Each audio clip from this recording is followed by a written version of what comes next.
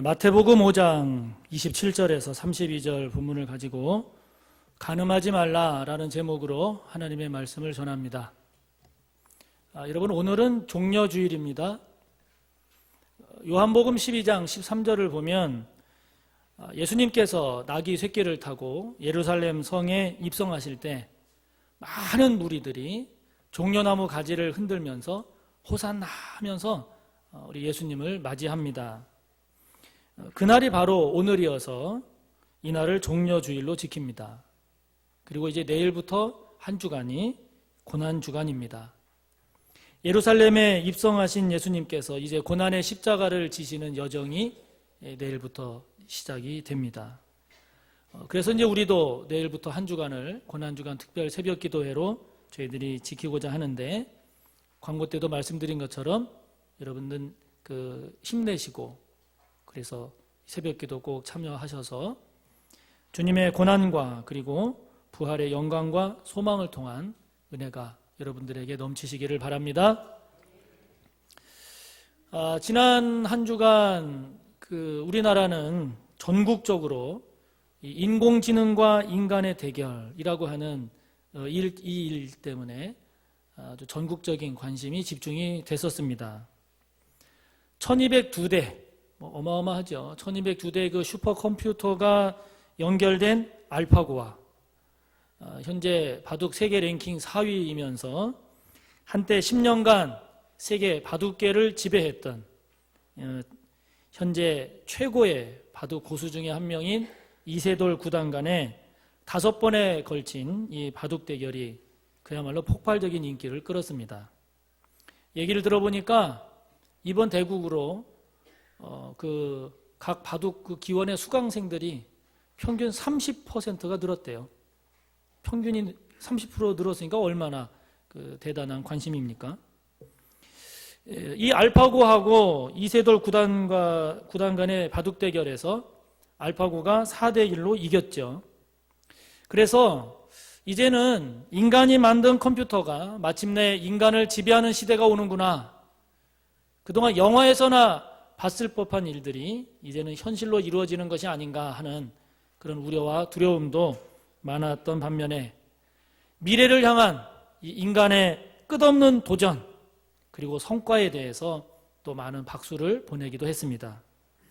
이번 일로 인해서 인공지능 분야가 크게 각광을 받고 이제 발전하게 되면서 앞으로 이 지구상에 또 우리나라에 이제 직업의 판도를 포함해서 여러 분야에서 다양한 실험과 변화가 일어나지 않겠나 하는 생각들이 지배적인 것 같습니다.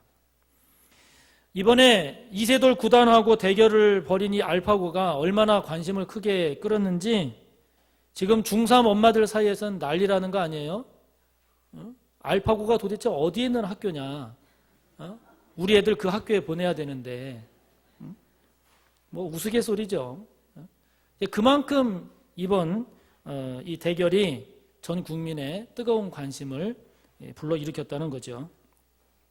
이번에 이 알파고하고 바둑 대결을 벌인 이세돌 구단의 이야기를 들어보니까 이 컴퓨터인 이 알파고가 생각보다 강했다는 거예요. 대국전에 가졌던 자기의 그 예상보다 훨씬 뛰어넘는 아주 강하고 뛰어난 실력의 소유자였다 합니다. 다시 둔다 하더라도 과연 이길 수 있을까 하는 생각이 들 정도로 그 실력이 아주 대단했다는 건데, 그 이세돌 구단의 얘기 가운데 이 알파고가 지니는 최고의 장점, 강점이 뭐냐? 그거는 감정의 기복이 없다는 거예요. 감정의 기복이. 여러분, 우리 인간은 상황에 따라서 막 고민하기도 하고 막 흔들리기도 하고 그렇잖아요. 심각성의 정도에 따라서 어떤 때는 시간을 많이 들이기도 하고 어떤 때는 적게 들이기도 하는데, 이 알파고라고 하는 것은 아무리 복잡하고 어렵고 힘든 상황이라 하더라도 자기에게 주어진 이 자료가 축적된 것에 따라서 그냥 항상 최선의 수를, 항상 최고로 이길 수 있는 확률의 수를 너무 쉽게 둔다는 거예요. 아무런 감정의 기복이 없는 그런 컴퓨터 앞에 그 벽이 생각보다 두껍고 강하고 너무 힘들었다. 그것에 적응하는데. 그런 이야기를 이세돌 구단이 합니다. 이렇게 감정이 없고 냉정하고 객관적인 이런 알파고의 모습은 감정을 지니고 또 욕구가 있는 우리 인간의 아름다움과 창조성을, 그래서 이 알파고는 뛰어넘지 못할 거다. 그것이 이 알파고의 한계일 것이다 라고 말하는 사람들도 많습니다. 그렇습니다. 우리 인간이 인간다운 것은 상황과 사건에 따라서 기뻐하기도 하고 화를 내기도 하고 슬퍼하기도 하고 즐거워하기도 하는 이런 감정과 그리고 그런 감정을 향한 욕구가 있기 때문에 우리 인간이 인간다움 그런 존재 아니겠습니까? 그런데 여러분, 반대로 우리 인간의 이런 감정이나 이런 욕구가 타락하게 되면 그로 인한 범죄나 악영향은 우리를 더 가슴 아프게 하고 우리를 더 힘들게 합니다. 그칠 줄 모르고 일어나는 살인사건이나 강도, 성범죄 같은 것들이 그렇습니다. 오늘 주님께서 말씀하시는 오늘 말씀의 내용을 대할 때면, 이 주제를 대할 때면 이런 생각이 더 많이 들게 됩니다. 우리 인간에게 있는 이런 감정, 이런 욕구의 타락으로 인해서 우리가 더욱 가슴 아프고 더욱 우리를 힘들게 하는 것, 오늘 주님이 특별히 말씀하시는 그것은 무엇일까요? 바로 간음의 문제입니다. 오늘 예수님은 간음의 문제를 말씀하세요. 27절을 우리 다 함께 읽습니다. 또 간음하지 말라 하였다는 것을 너희가 들었으나. 하나님은 십계명에서 7번째 계명에서 간음하지 말라라고 명령하십니다. 마지막 10번째 계명을 봐도 이웃의 것을 탐내지 말아야 할 대상 중에 하나로 이웃의 아내를 말씀하십니다. 간음하다라고 하는 히브리어 나하프, 헬라어로는 모이큐어라고 하는 이 말은 불법적인 성적 교제를 가지다라는 뜻이에요. 다른 말로 말하면 배우자 이외의 사람과 성관계를 갖는 것을 말합니다. 이 간음은 옛날부터, 아주 고대로부터 이것은 큰 죄로 정죄가 됐어요. 그래서 신명기 22장 24절, 레위기 20장 10절부터 14절도 보면 이런 간음을 행한 자는 그냥 죽여버리도록, 사형에 처하도록 아주 옛날부터, 성경뿐만 아니라 그 모든 옛날부터 이 간음은 큰 죄로 여겼습니다. 전에 제가 어느 교회에서 개최한 목회자 세미나에 참석을 했습니다. 그 교회가 특별히 이제 소그룹 운영이 잘 되고 있는 그런 교회여서 이제 관심이 있어서 이제 그 교회 세미나에 참석을 했는데, 앞으로 이제 우리 교회도 소그룹을 재정비해서 새롭게 출발하게 될 것입니다. 잘 준비가 되고 진행이 되도록 여러분들이 기도를 해주시기를 바랍니다. 그런데 이제 그 교회에 참석을 해서 쭉 이제 보는데 그 교회의 소그룹에서 발표되는 그 내용을 보니까 40대 이상의 성도들이 고백하는 죄 가운데 제일 많은 것, 그것은 외도였습니다. 남편의 외도였습니다. 의외로 생각보다 많았어요. 많이 배운 사람일수록, 잘생긴 분일수록, 부유한 사람일수록 외도가 많았어요. 우리나라 가정의 2대 죄악을 꼽으라고 한다면 하나는 남편의 폭력이고 또 하나는 남편의 외도입니다. 다행인 것은 그때 그것을 고백하는 그분들은 자신의 그런 죄를 고백하고 회개하고 돌이켰기 때문에 아내와 자녀와의 관계가 회복된 것이었어요. 그것이 다행이었습니다. 여기 계신 남성 여러분, 혹시라도 지금 외도하고 계시고 있다면 빨리 회개하고 돌이키시기를 바랍니다. 꼬리가 길면 반드시 밟힙니다.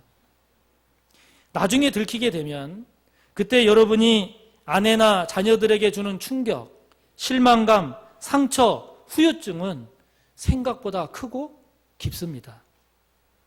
이 말씀을 듣는 이 순간부터 단호하게 정리하시고 회개하고 돌이키시기를 바랍니다.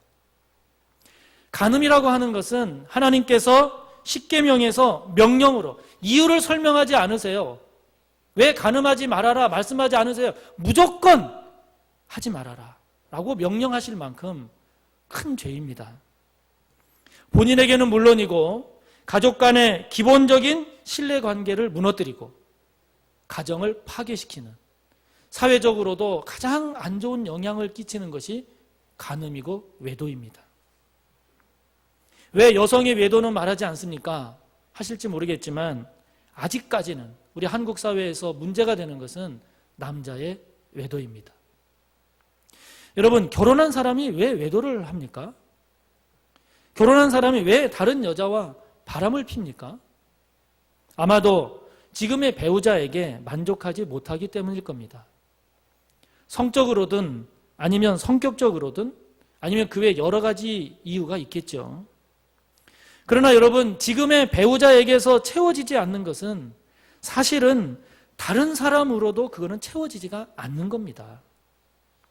이 땅을 사는 동안은 결코 채울 수가 없는 겁니다.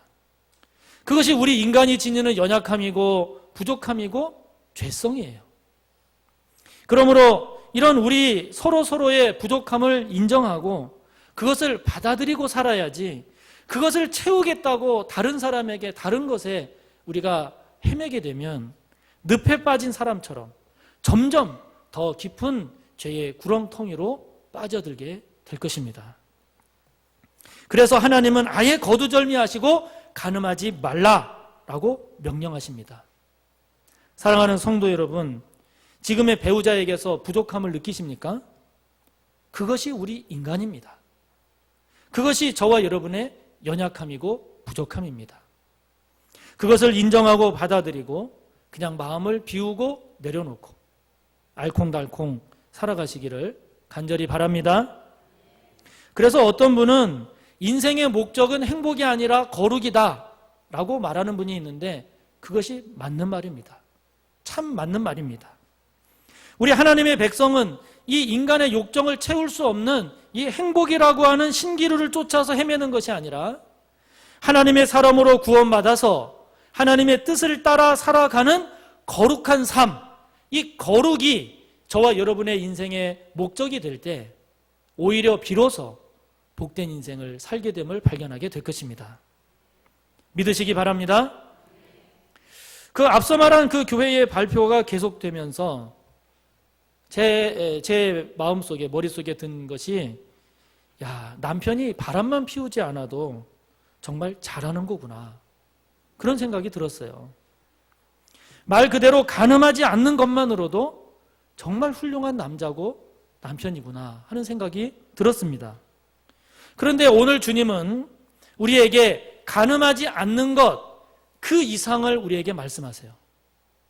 그것은 음욕을 품지 말아라 하는 겁니다. 주님은 간음하지 않는 것은 바람을 피우지 않는 것뿐 아니라 음욕을 품지 않아야 간음하지 않는 것이다 라고 말씀하십니다. 28절을 함께 읽습니다. 나는 너희에게 이르노니 음욕을 품고 여자를 보는 자마다 마음에 이미 간음하였느니라 말씀하십니다. 여러분, 간음이라고 하는 것은 배우자 이외의 사람과 성적인 관계를 맺는 것이라고 한다면 이 음욕은 간음을 포함해서 그릇되고 타락한 성적 욕망을 음욕이라고 합니다. 주님은 그런 음란한 욕구, 욕망, 즉 음욕을 품지 않아야, 그래야 비로소 간음하지 않았다라고 말할 수 있다 하는 것입니다. 살인하지 말라 하는 이 말씀에서처럼 간음하지 말라라고 하는 이 계명을 지키는 것은 행위로 간음하지 않는, 바람을 피우지 않는 것뿐만이 아니라 내면적으로 저와 여러분의 마음으로 여자를 보고 음욕을 품지 않아야, 그래야 비로소 그 계명을 지켰다라고 말할 수 있다는 것입니다. 그래서 행위로 간음하지 않았다 하더라도 마음으로 음욕을 품고 여자를 보면 그것은 이미 간음한 것이다라고 주님이 말씀하십니다. 앞선 그 교회에 그 발표되는 내용 가운데 이제 40대를 지나서 30대, 20대로 가니까 20, 30대에서 가장 많이 고백하는 그들의 죄는 음란이었습니다. 음욕이었습니다. 결혼하지 않은 청소년, 청년들에게 있어서 가장 큰 유혹, 가장 극복하기 힘든 시험, 그것은 음란이고 음욕이었습니다. 혼전 임신이나 음욕의 문제였는데 어느 방송 프로그램에서 보니까 초등학교 6학년 학생이 19금 사이트, 즉 성인 사이트죠. 거기를 들어가서 음란물을 보게 된 거예요. 그 뒤로 자기가 거기서 헤어날 수가 없다. 어떻게 했으면 좋겠습니까? 하는 고민을 올렸더라고요. 여러분, 지금 우리 사회 또 우리 사람들 각자에게 이 음란의 문제, 음욕의 문제는 우리가 생각하는 것 이상으로 아주 넓게, 아주 깊게 자리 잡고 있습니다. 여러분에게 음욕의 문제는 없습니까? 여러분의 자녀들은 이 음욕의 문제에 대해서 지금 어떤 상태로 있습니까? 혹자는 여인을 보고 성적인 욕구를 느끼는 것은 인간으로서의 본능 아닙니까? 할 것입니다. 맞습니다. 그것은 본능입니다. 그래서 창세기 1장 28절에서 하나님은 우리에게 생육하고 번성하라 라고 말씀하신 것처럼 우리 인간에게는 이 성욕이라고 하는 것은 성욕이라는 기본적인 욕구가 있습니다. 아름다운 여인을 보고 아무런 느낌도 안 들고 아무런 생각도 안 든다. 그러면 그것은 인간이 아니죠. 그렇기 때문에 이 음란, 음욕의 문제는 우리의 본능과 연결되어 있기 때문에 어려운 겁니다. 생각보다 쉽지 않은 겁니다. 성욕이라는 기본적인 욕구와 음욕은 어떻게 다를까요? 그 차이는 지속성의 문제입니다. 지속성의 문제입니다. 다시 말하면 나의 배우자가 아닌 여자 혹은 남자를 보고 성적인 매력을 느끼거나 혹은 성적인 욕구를 느끼는 것은 그것은 자연스러운 거예요. 그거는 본능이에요. 하나님께서 우리들에게 주신 본능이에요. 그러나 그것이 어느 한 사람에게 아니면 여러 사람에게 지속적으로 이루어지고 있다라고 하면 이제 그것은 음욕으로 흐르고 있는 겁니다. 그러므로 음욕이라고 하는 것은 나의 배우자가 아닌 여자나 남자를 보고 계속적으로 지속적으로 성욕을 품는 음탕한 욕심이 음욕입니다.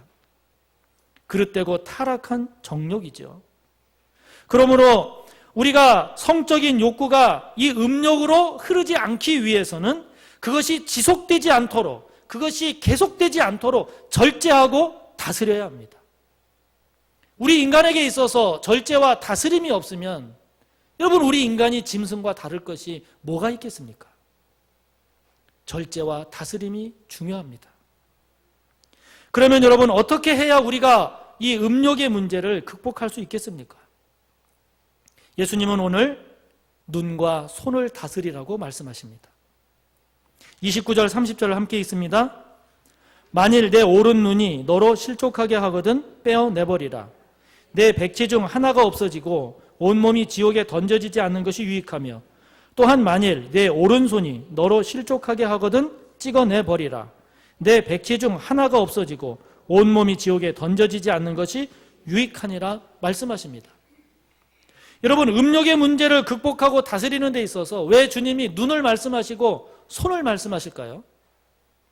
그것은 음욕이라고 하는 것은 언제나 보는 데서부터 시작되기 때문입니다. 그리고 손으로 만지는 데서 더욱 진행이 이루어지기 때문입니다. 사춘기 시절 청소년들의 음란이나 음욕은 거의 100% 보는 데서부터 시작이 됩니다. 그림이나 사진, 만화, 글, 동영상 등 모든 음란물을 청소년기에 접할 때는 보는 것으로부터 시작이 됩니다. 인터넷을 통하면 이제는 언제든지 무엇이든지 다 볼 수 있습니다. 그리고 그 다음에는 손으로 가고 행동하게 된다 하는 것입니다. 저와 여러분의 눈은 거룩합니까? 저와 여러분의 손은 거룩합니까? 우리에게 이 눈과 손의 거룩함이 이루어지지 않는 한 저와 여러분은 결코 음욕의 문제를 극복하지 못할 것입니다. 그래서 주님은 이것에 대해서 얼마나 단호하게 말씀하시는지 오른 눈이 우리로 실족하게 하면, 즉 음욕에 빠지게 하면 아예 빼버려라. 우리의 오른손이 우리로 실족하게 하면, 음욕으로 향하게 하면 아예 이 오른손을 찍어내버려라. 이것이 없이 하나님 나라에 가는 것이 낫지, 이 눈을 가지고 온 몸이 인생이 지옥불에 던지는 것보다 그것이 훨씬 낫다 말씀하시는 겁니다. 그만큼 여러분, 보는 것과 만지는 것에 절제가 이루어지지 않으면 우리는 누구든지 음욕으로 흐르게 되고, 세상적으로는 간음하지 않았다 할지 모르지만 중심을 보시는 하나님 앞에서는 이미 간음한 자가 되고 마는 것입니다. 음욕은 이처럼 간음의 씨앗이자 그 시작이기 때문입니다. 저도 이 보는 문제 때문에 참 많이 힘들어했습니다. 이 길을 가다 보면 여자들에게 자꾸 시선이 가는 거예요. 고민이 됐습니다. 이게 남자로서는 건강한 어쩔 수 없는 본능인가? 아니면 내가 극복해야 되는 죄인가? 참 고민이 많이 됐습니다. 저에게 있어서 이것은 본능이 아니라 극복해야 할 죄다라고 결론을 내린 이유는 지속적으로 지속이 되니까, 계속적으로 그러니까 이거는 본능이 아니라 죄구나 하는 생각을 하게 된 겁니다. 그런데 문제는 뭐냐면 어떻게 극복할 수 있는지 마땅한 답이 나오질 않는 거예요. 그때 떠오른 말씀이 요한복음 9장 41절이에요. 너희가 맹인이 되었더라면 죄가 없으려니와 본다고 하니 너희 죄가 그대로 있느니라. 그렇구나. 보는 게 문제구나. 그러면 내가 어떻게 해야 될까? 그래, 아예 보지를 말자. 그렇게 다짐을 했어요. 그러고 나니까 오늘 말씀이 떠올랐어요. 보는 것이 문제이기 때문에, 그래서 주님은 이 범죄하는 눈이 있으면 옳은 눈이라 하더라도, 즉 제일 중요한 눈이라 하더라도 빼버리라고 말씀하시는 거구나. 히브리서 12장 4절의 말씀처럼, 그렇구나, 내가 죄와 싸우되 내가 피 흘리기까지는 죄와 싸우지 못했구나 그동안. 그런 생각이, 깨달음이 있게 된 겁니다. 그 뒤로 지금까지도 길을 갈 때는 웬만하면 여자를 잘 안 봅니다. 혹시 길 가다가 그냥 지나치시면 오해가 없으시기를 바랍니다. 근데 목사님, 그거는 좀 너무 금욕적이지 않습니까? 그렇게 여러분들이 이의를 제기할지 모르지만 맞습니다. 그것이 옳은 방법이다 아니다, 그것을 이야기하려고 하는 것이 아니라 적어도 저에게 있어서는 이것이 나의 음욕의 문제를 극복하기 위한 저의 방법이었습니다. 이것은 제가 이 음욕의 문제를 극복하기 위한, 제가 살기 위한 방법이었습니다.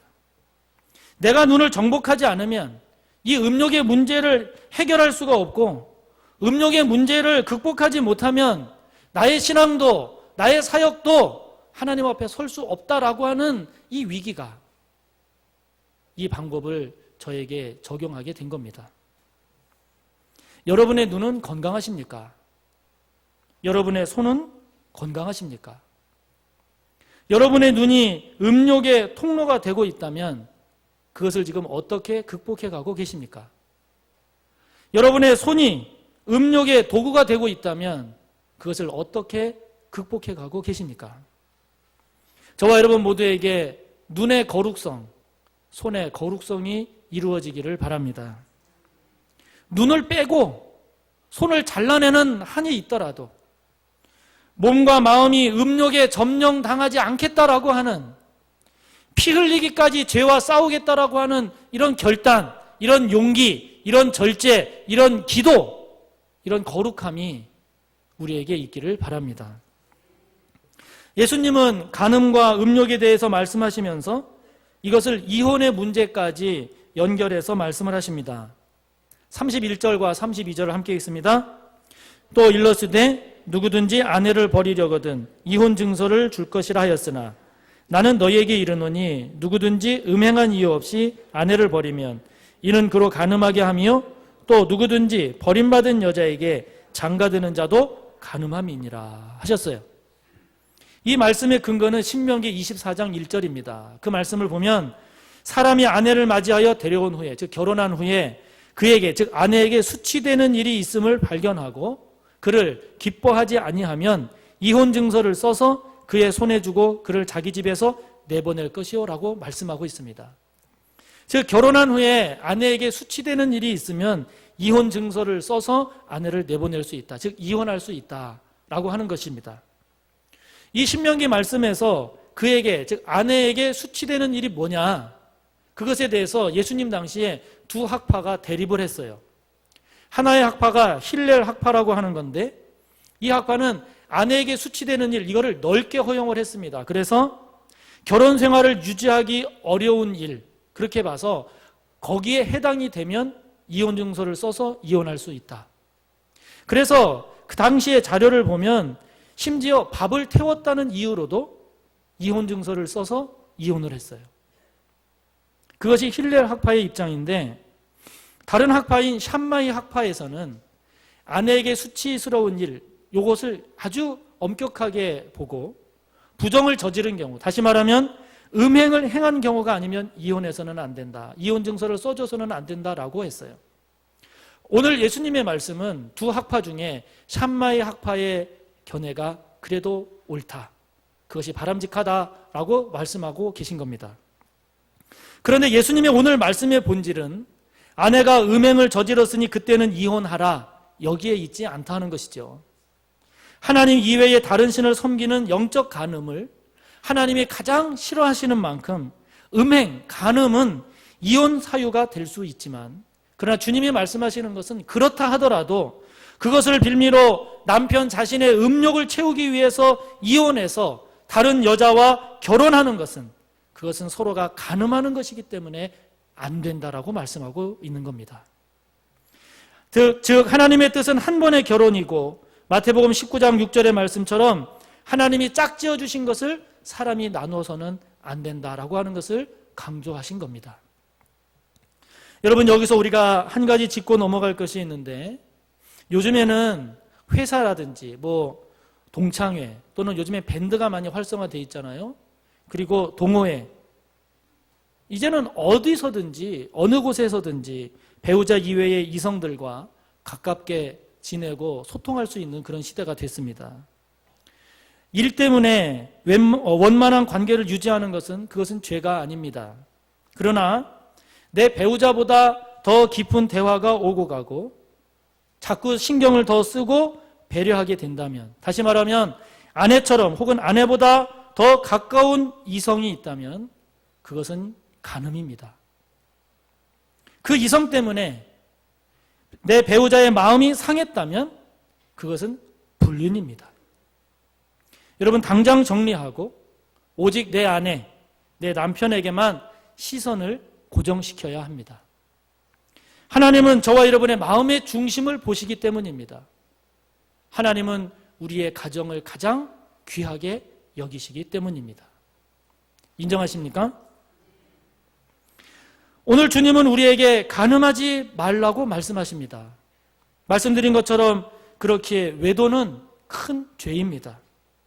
자신뿐 아니라 가족의 근간을 흔드는 너무 큰 죄입니다.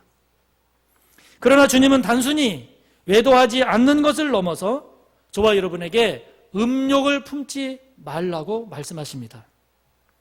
음욕을 품지 않는 것이 진정 간음하지 않는 것이고, 우리가 극복해야 할 문제의 핵심이라고 주님이 말씀하십니다. 이를 위해서 저와 여러분의 눈이, 저와 여러분의 손이 거룩해지기를 바랍니다. 로마서 13장 9절 10절은 이렇게 말씀합니다. 간음하지 말라, 살인하지 말라, 도둑질하지 말라, 탐내지 말라 한 것과 그 외에 다른 계명이 있을지라도 내 이웃을 내 자신과 같이 사랑하라 하신 그 말씀 가운데 다 들었느니라. 사랑은 이웃에게 악을 행하지 아니하나니 그러므로 사랑은 율법의 완성이니라. 할렐루야. 그렇습니다, 여러분. 하나님의 말씀, 이 율법을 완성하는 것은 사랑입니다.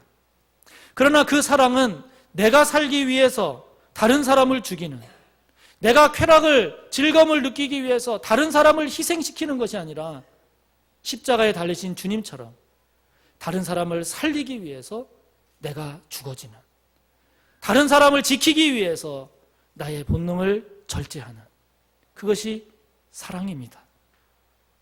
오늘 주님은 다른 사람, 특히 여성이 성의 대상, 성적 쾌락의 도구가 되지 않도록 내가 내 몸을 아끼고 사랑하듯이 그렇게 보호하고 지키고 소중히 여기는 그리스도인이 되라고 말씀하십니다.